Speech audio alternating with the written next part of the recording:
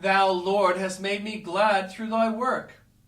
Do you believe that your sins are forgiven and that Christ has made a full atonement for them? Then what a joyful Christian you ought to be. How you should live above the common trials and troubles of the world. Since sin is forgiven, can it matter what happens to you now? Luther said, "Smite, Lord, smite, for my sin is forgiven. If thou hast but forgiven me, smite as hard as thou wilt." And in a similar spirit you may say, "Send sickness, poverty, losses, crosses, persecution, what thou wilt, and thou hast forgiven me, and my soul is glad."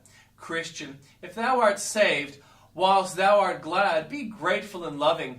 Cling to that cross which thou took thy sin away. Serve thou him who served thee.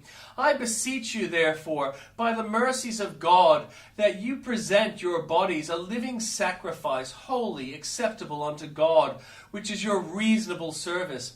Let not your zeal evaporate in some little ebullition of song. Show your love in expressive tokens. Love the brethren of him who loved you. If there be a Mephibosheth anywhere who is lame or halt, help him for Jonathan's sake. If there be a poor tried believer, weep with him, and bear his cross for the sake of him who wept for thee, and carried thy sins.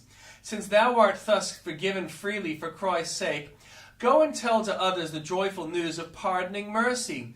Be not contented with this unspeakable blessing for thyself alone, but publish abroad the story of the cross. Holy gladness and holy boldness will make you a good preacher, and all the world will be a pulpit for you to preach in.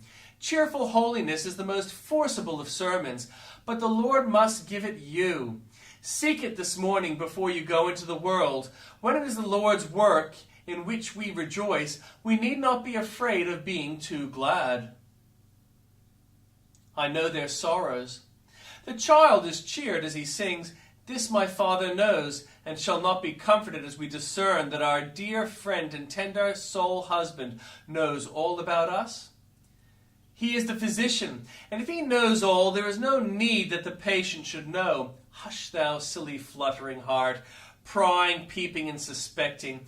What thou knowest not now, thou shalt know hereafter. And meanwhile Jesus, the beloved physician, knows thy soul in adversities. Why need the patient analyze all the medicine or estimate all the symptoms? This is the physician's work, not mine. It is my business to trust and his to prescribe. If he shall write his prescription in uncouth characters which I cannot read, I will not be uneasy on that account, but rely upon his unfailing skill to make all plain in the result, however mysterious in the working. He is the master, and his knowledge is to serve us instead of our own. We are to obey, not to judge. The servant knoweth not what his Lord doeth. Shall the architect explain his plans to every hodman on the works? If he knows his own intent, is it not enough? The vessel of the wheel cannot guess to what pattern it shall be conformed.